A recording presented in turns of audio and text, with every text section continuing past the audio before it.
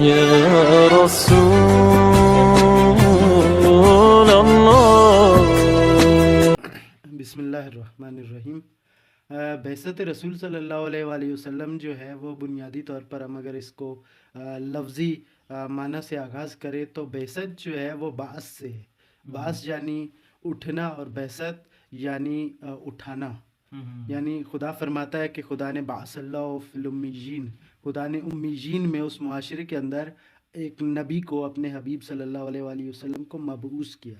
یعنی یہ آپس میں ایک دوسرے سے جڑے ہوئے ہیں، بعثت، بعث، مبعوث.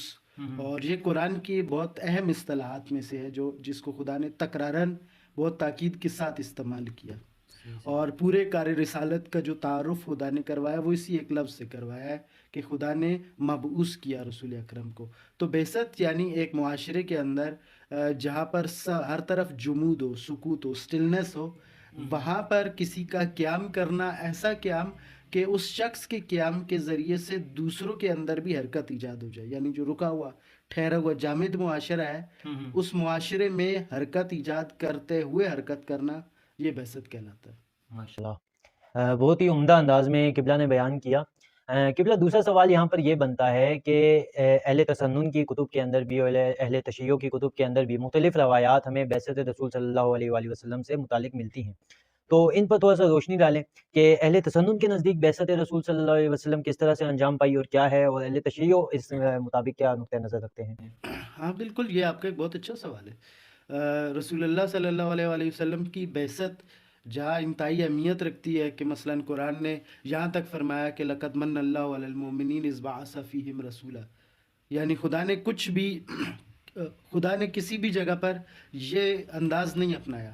مثلا خدا نے حیات دی، زندگی کی ساری نعمتیں دی، ہر چیز عطا کی انسان کو، حتیٰ انسان کو اس جدید دور کے اندر ساری نعمتیں دی ہر زمانے میں. لیکن کہیں بھی یہ نہیں کہا کہ میں نے احسان کیے، کیونکہ یہ ساری نعمتیں ربوبیت کا تقاضا تھی کہ انسان چونکہ وہ رب العالمین ہے تو وہ اپنی مخلوق کے لیے سب فراہم کرے.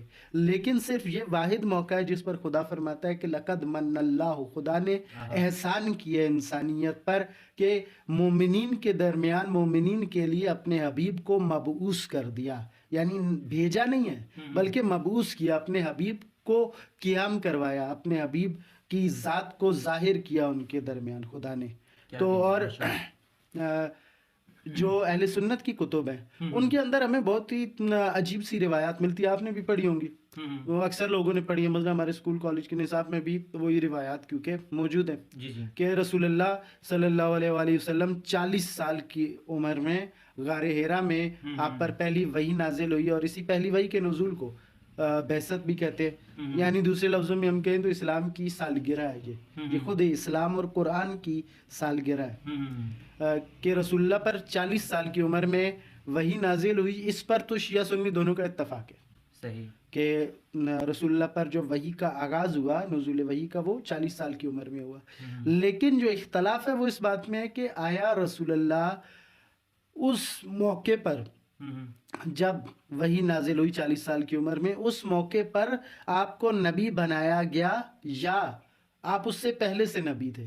اب اہل سنت اس کے بارے میں یہ کہتے ہوئے نظر آتے ہیں کہ وہی موقع تھا اور جب رسول اللہ صلی اللہ علیہ وآلہ وسلم کو نبی بنایا گیا. یعنی اس کا معنی یہ ہوا کہ 40 سال تک رسول اللہ نبی نہیں تھے. رسول اللہ کی جو 40 سالہ زندگی ہے وہ نبوت سے خالی ہے. لیکن تشیع کا نقطہ نظر اس میں یہ ہے کہ رسول اللہ پر وحی کے نزول کا آغاز 40 سال کی عمر میں ہوا، اور خدا نے 40ویں سال آپ کی حیات مبارکہ کہ آپ کو یہ حکم دیا کہ رسالت کے کام کا آغاز کیا جائے. ایسا نہیں ہے کہ آپ کی نبوت کا آغاز 40ویں سال کے اندر ہوا.